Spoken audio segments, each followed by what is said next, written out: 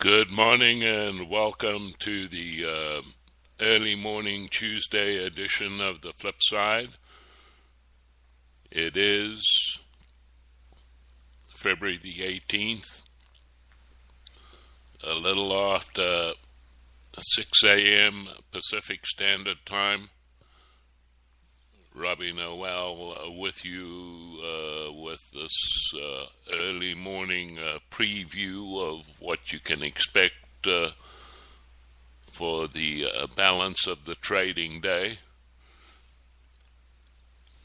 Although the markets look like they are going to have a tough day based on worse than expected ISM report that came out this morning. They were expecting to see some form of improvement, which didn't come to fruition. Prior to the announcement, gold was lower by $14, but when the numbers came out showing a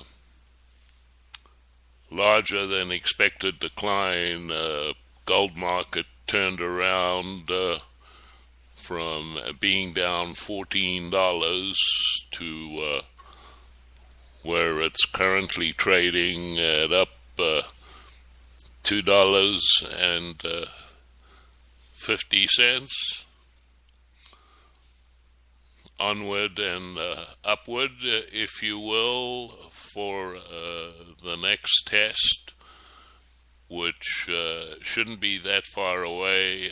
Spot gold currently $13.20.60. And so all eyes are on 1400, which shouldn't be too much of a problem for the market under current market conditions. And as many other analysts have predicted, a high degree of probability that we will retest the $1,900 high on gold sometime this year.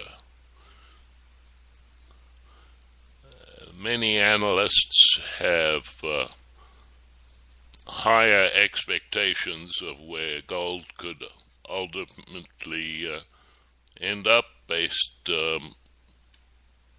quite simply on the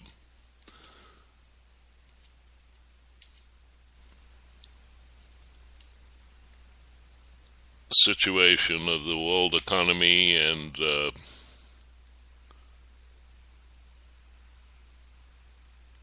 prospects of rising inflation, which is unavoidable. The president yesterday got to see up close and personal the true extent of the drought in Southern California, and consumers can expect to start to see major increases on fruits and vegetables in the not too distant future.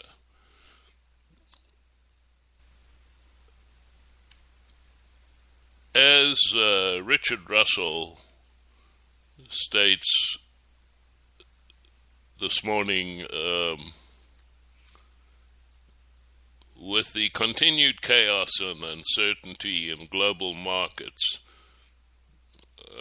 the godfather of newsletter writers, Richard Russell, is warning that the Fed and the U.S. government are bombarding U.S. citizens with a never-ending parade of lies as the world remains caught in the throes of a severe depression.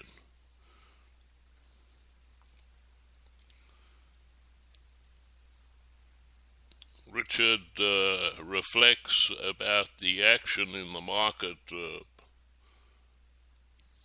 last week on Friday. He said, an hour before the close on Friday, the Dow was up 120 points with substantially less volume.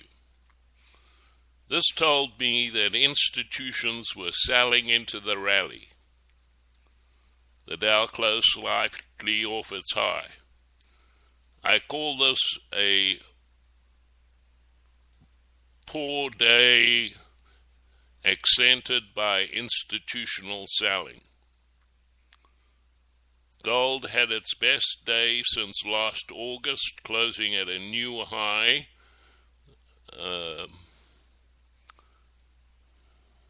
In quite some time.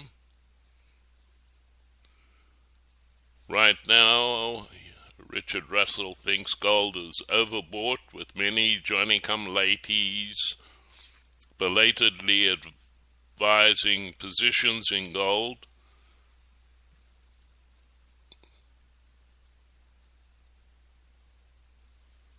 He also says that today there was a full-page ad in the New York Times advertising bargain gold.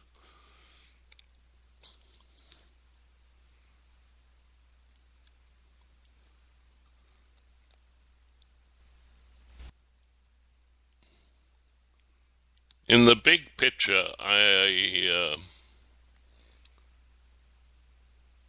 believe that Richard Russell believes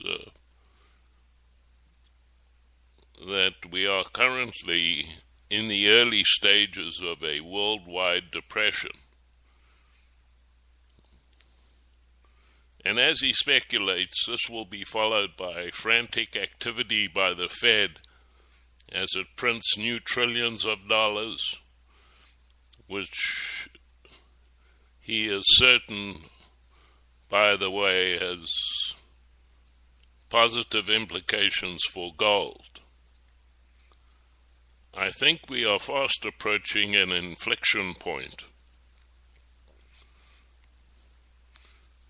For years, the Fed has been trying to establish its objective of a 2% inflation. But global deflationary pressures have thwarted the Fed.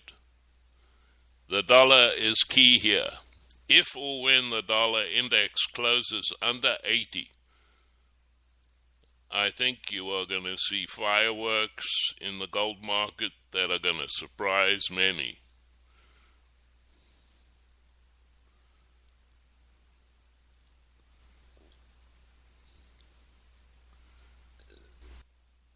Richard Russell also issued a warning. And let me say, as I've said a few times before, there are a few people in the commentary business out there that I have a lot of respect for their opinions. I have followed Richard Russell for many years. His track record is second to none. By and large, his predictions are not only better than most, but more importantly, he's been right more often than he has been wrong.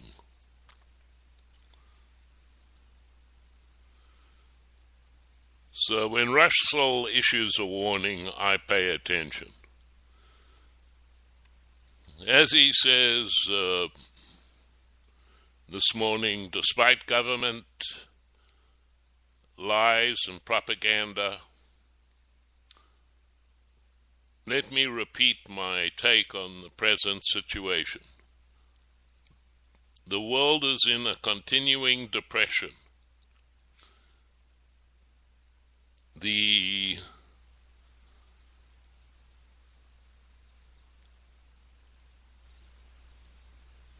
vanishing middle class is a mystery to many, except for those in it.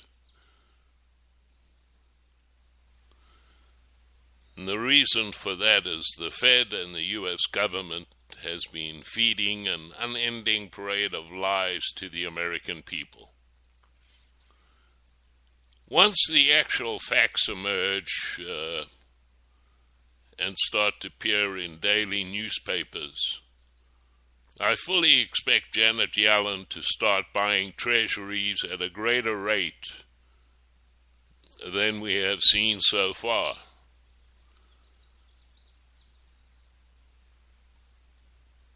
At the same time, she will be creating new trillions of dollars without end. The rising gold prices anticipating these future Fed moves.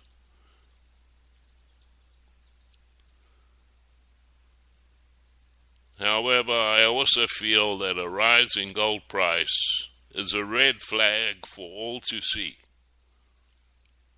I look at the dollar index as a first sign of the Fed's helplessness in the face of the ongoing world depression.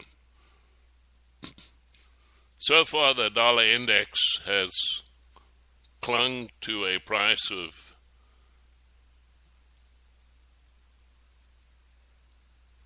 $80.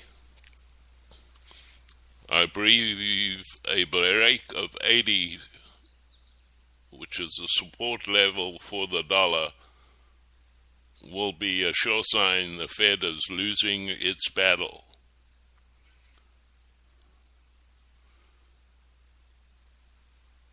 The performance of gold for weeks and weeks is a subtle sign that the Fed has already lost its grip.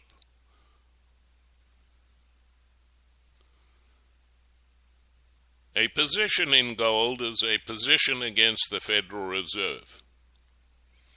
Unfortunately for the Fed, gold is traded across the face of the planet. And currently, gold is telling us the truth about the Fed's money creation.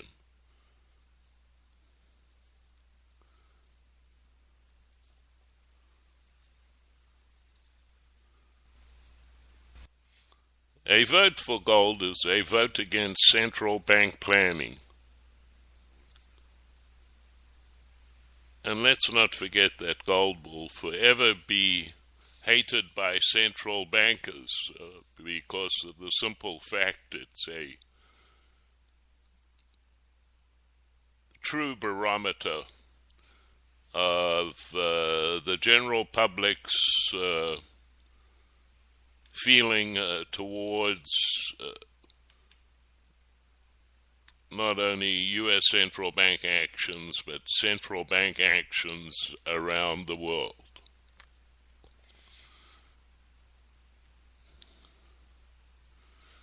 The one story that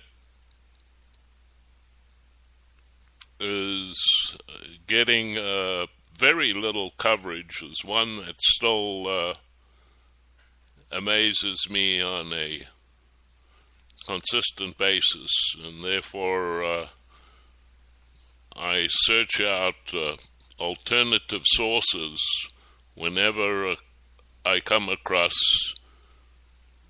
a story that I have questions about. Well, I found this headline in the South China Morning Post this morning. Apparently, another J.P. Morgan investment banker has jumped to his death from Charter House, which is a 34-floor building in the heart of Hong Kong's business district.